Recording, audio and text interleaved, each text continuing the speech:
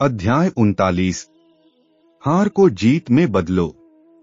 जीवन के किसी भी क्षेत्र में, विशेषकर व्यवसाय आदि के संबंध में, हार की भावना को मन से निकाल दो। कार्यक्षमता में प्रवीण व्यक्ति तो हार कर चिंतन तक भी नहीं करते, क्योंकि उनकी सोच बड़ी होती है। वे जो भी कार्य करते हैं और सफल रहते हैं। इमर्सन ने कहा है, जो हारने में विश्वास नहीं करता वह जीतता ही है, यानी सफल रहता है। बड़ा मेकार्थ की फर्म के डायरेक्टर्स एक योजना बना रहे थे जिसमें काफी पूंजी लगानी थी, जिसमें सफलताओं की संभावनाओं के साथ जोखिम भी था।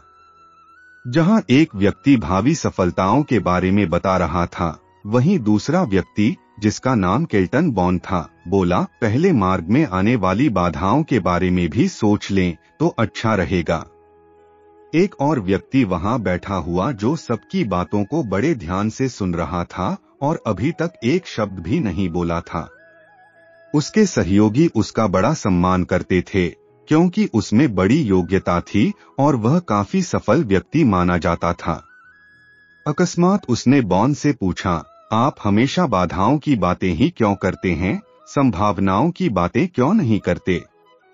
क्योंकि समझदार होने के लिए हमें यथार्थवादी होना चाहिए, और यह सच है कि इस योजना में कई निश्चित रूप से बाधाएं हैं। बॉन ने कहा, क्या मैं पूछ सकता हूं कि इन बाधाओं के बारे में आपका क्या दृष्टिकोण है? दूसरे व्यक्ति ने बिना झिझक उत्तर दिया, मेरा इन बाधाओं के बारे में क्या दृष्टिकोण होगा? यही कि मैं उन्हें हटा दूंगा और फिर उन्हें भूल जाऊंगा। बॉन ने कहा, यह कहना आसान है और करना मुश्किल है। आपका कहना है कि आप उन्हें हटा देंगे और फिर उन्हें भूल जाएंगे, किंतु क्या आप मुझे वो तरकीब बताएंगे जिससे आप उन बाधाओं को हटा सकते हैं और उन्हें भूल सकते हैं? वह कोई नायाब तरकीब ही होगी, क्योंकि हम में से किसी को ऐसी तरकीब नहीं मालूम। दूसरे व्यक्ति के चेहरे पर मुस्कान आ गई। उसने कहा, बेटे, मैंने पूरी जिंदगी बाधाओं को हटाने में गुजार दी है और मैंने पाया है कि अगर आप में विश्वास हो, साहस हो और काम करने की इच्छा हो, तो ऐसी कोई बाधा नहीं जिसे हटाया न जा सके। चूंकि तुम जानना चाहते हो कि ऐसा किस तरह किया जाता है, तो मैं तुम्हें बता देता हूँ। उसने अपनी जेब से एक कार्ड निकालकर बॉन को देते हुए कहा, लो, यह रहा मेरा फार्मूला। इस कार्ड पर लिखी तहरीर को जोर जोर से पढ़ो ताकि सब सुन लें। मैं तो अपने जीवन में इससे बहुत कुछ सीख चुका हूँ, तुम पर इसका क्या प्रभाव पड़ेगा कह नहीं सकता। सुन, बॉन ने कार्ड लेकर पढ़ा और उसके चेहरे के भाव बदलने लगे। फिर उसने धीमी और शंका से भरी आवाज में उसे पढ़ा, मैं ईश्वर की सहायता से समस्त कार्य कर सकता हूँ, क्योंकि वही मुझे शक्ति देते हैं। उस व्यक्ति ने बॉन से कार्ड लेकर अपनी जेब में रखते हुए कहा, मुझे बहुत वर्षों का अनुभव है और मैंने अपने जीवन में बहुत सी कठिनाइयों का सामना किया है, किंतु इन शब्दों में शक्ति है, सच्ची शक्ति, और इनके सहारे आप किसी भी बाधा को हटा सकते हैं। उसने यह बात इतने विश्वास से कही कि सबको इस बात पर विश्वास हो गया। सभी उसके अनुभव के बारे में जानते थे। सभी को मालूम था कि वह एक सफल आदमी है जिसने कई बड़ी बाधाओं को पार किया है। सभी जानते थे कि वह किसी भी प्रकार से मैं आपसे श्रेष्ठ हूं वाला रवैया नहीं रखता। इन सब के अलावा उसके सकारात्मक दृष्टिकोण के कारण टेबल पर बैठे लोगों को उसकी बात पर विश्वास हो गया। चाहे जो भी हो, इसके बाद उनकी चर्चा में नकारात्मक विचार नहीं आए। प्रोजेक्ट को कार्यरूप में परिवर्तित कर दिया गया और मुश्किलों और जोखिमों के बावजूद वह सफल सिद्ध हुआ। इस युक्ति ने जिस तकनीक का प्रयोग किया, वह बाधा के बारे में इस मूलभूत तथ्य पर आधारित थी, बाधा से डरो मत और यह विश्वास करने का अभ्यास करो कि ईश्वर आपके साथ है।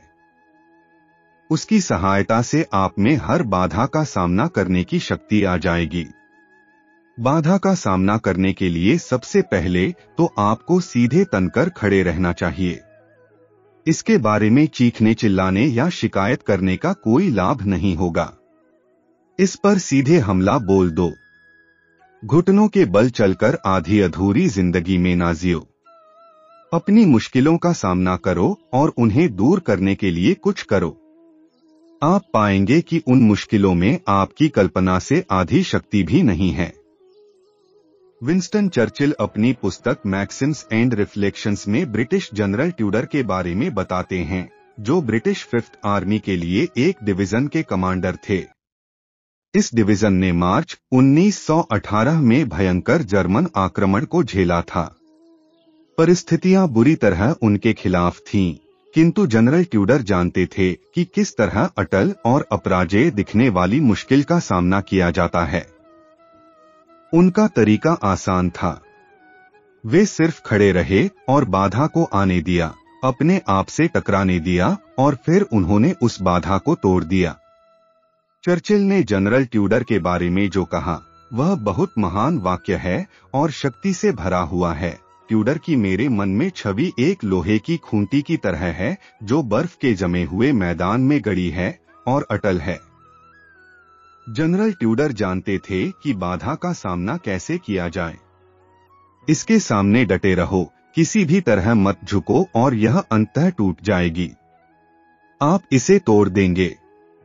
किसी न किसी को तो टूटना ही है और आप तो टूट नहीं सकते, इसलिए बाधा को ही टूटना पड़ेगा। आप ऐसा कर सकते हैं अगर आप में आस्था हो, ईश्वर में भी पूरी आस्था हो। आस्था वह प्रमुख गुण है जिसकी आपको आवश्यकता है। यह पर्याप्त है। वस्तुतः यह पर्याप्त से भी अधिक है।